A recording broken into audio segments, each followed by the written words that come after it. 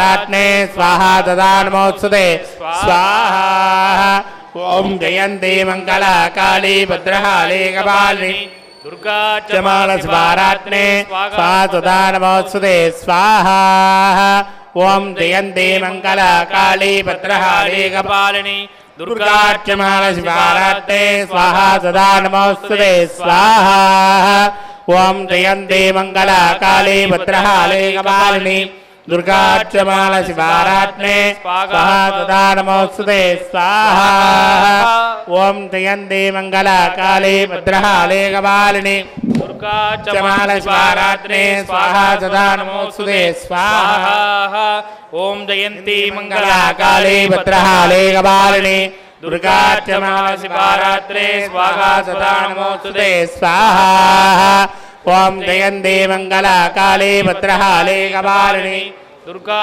चमाल शिवारात्रे स्वाहा तदा नमोस्तुते स्वाहा ओम जयन्ती मंगला काली भद्रकाली कपालिनी दुर्गा चमाल शिवारात्रे स्वाहा तदा नमोस्तुते स्वाहा ओम जयन्ती मंगला काली भद्रकाली कपालिनी दुर्गा चमाल शिवारात्रे स्वाहा तदा नमोस्तुते स्वाहा ओम जयन्ती मंगला काली भद्रकाली कपालिनी दुर्गा चमाल शिवारात्रे स्वाहा तदा नमोस्तुते स्वाहा ओम जयन्ती मंगला काली भद्रकाली कपालिनी दुर्गा चमाल शिवारात्रे स्वाहा तदा नमोस्तुते स्वाहा ओम जयन्ती मंगला काली भद्रकाली कपालिनी दुर्गा चमाल शिवारात्रे स्वाहा तदा नमोस्तुते स्वाहा ओम जयन्ती मंगला काली भद्रकाली कपालिनी दुर्गा चमाल शिवारात्रे स्वाहा तदा नमोस्तुते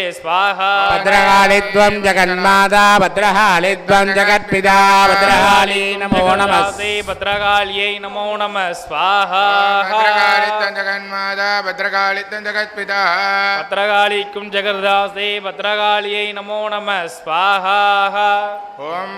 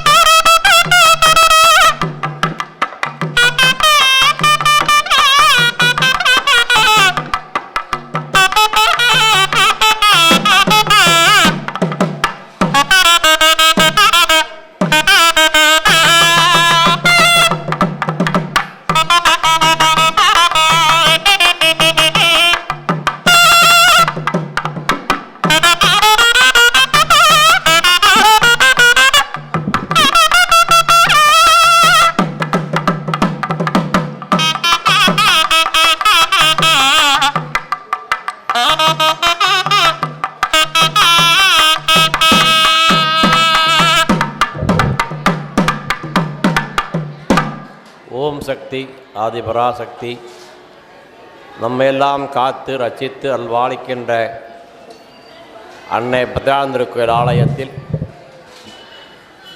இந்த மாதத்தின் யாக வேள்வியானது சிறும் சிறப்புடன் அன்னையின் இறையருளால் நடந்தேறி கொண்டிருக்கின்றது. யாகத்தில் அக்னியே சுவாகா என்றால் அக்னி மணிய பேர் சுவாகா. நீங்கள் அன்போடு வாங்கி கொடுக்கின்ற பொருட்கள் அனைத்தையும் அக்னியில் போடும் பொழுது நாம் எந்த தெய்வத்தை நினைத்து கொடுக்கின்றோமோ அந்த தெய்வத்தில் சேர்க்க வேண்டப்பட வேலை அக்னி பகவானுக்கு சிறுமம் கட்டளையிட்டிருக்கின்றார்.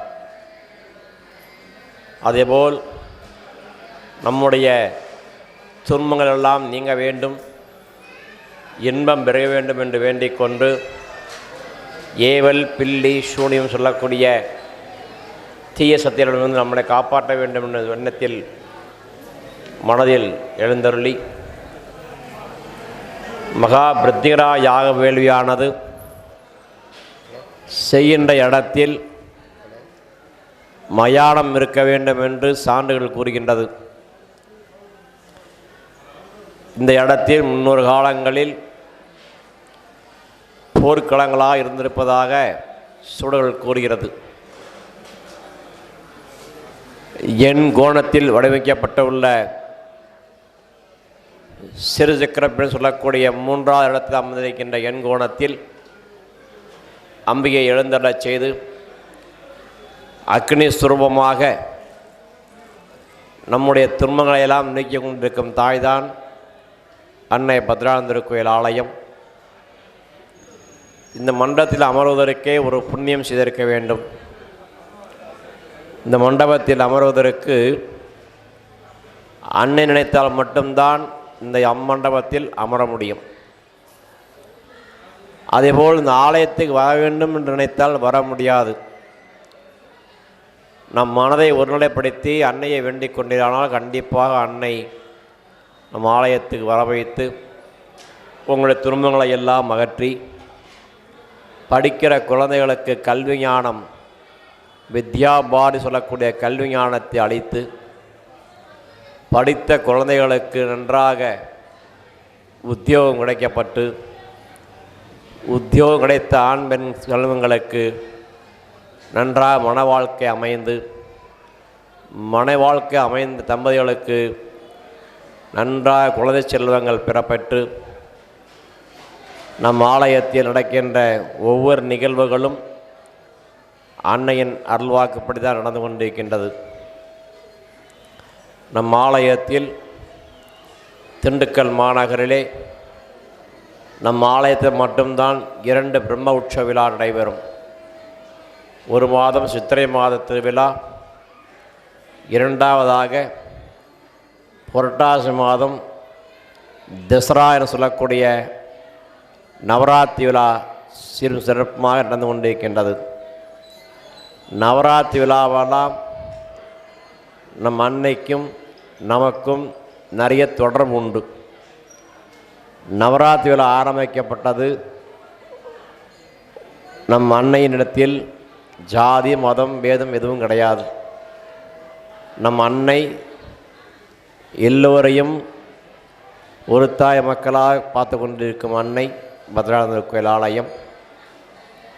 இங்கே வருகின்ற அனைத்து உள்ளங்களுக்கும் அவர்கள் இருக்கின்ற துன்பங்களையெல்லாம் அன்னை முலகாவத்தில் மூலமாக வாங்கி அது அக்னி மூலமாக பிருத்திகரா யாகம் சொல்லப்பட்டு அந்த அக்னியில் போடும் பொழுது நம்முடைய துன்பத்தை எல்லாம் அன்னை நீக்கி விடுகின்றார்கள். அதேபோல் சித்தர்கள் முறைப்படி 108 பச்சை மூலிகளால் அம்பிகைக்கு முதலில் அர்ப்பணம் செய்யப்படுகின்றது. அதன்படியாக அதே மூலிகைகள் காய்ந்த பொருளாக அன்னைக்கு சேர்க்கப்படுகின்றது. அது முடிந்தவுடன் நீங்கள் வாங்கி கொடுக்கின்ற பல வர்க்கங்கள் பூ வர்க்கங்கள் எல்லாம் அன்னையிடம் சேர்க்கப்படுகின்றது. நீங்கள் அன்போடு வாங்கி கொடுக்கின்ற வஸ்திரா சொல்லக்கூடிய புடவைகள் அன்னையிடம் சேர்க்கப்படுகின்றது. நம் அன்னை பெருமை சொல்லிக்கொண்டே போகலாம், அதுக்கு நேரம் இல்லை. நம் அன்னையிடம் வேண்டிக் கொண்டோமானால்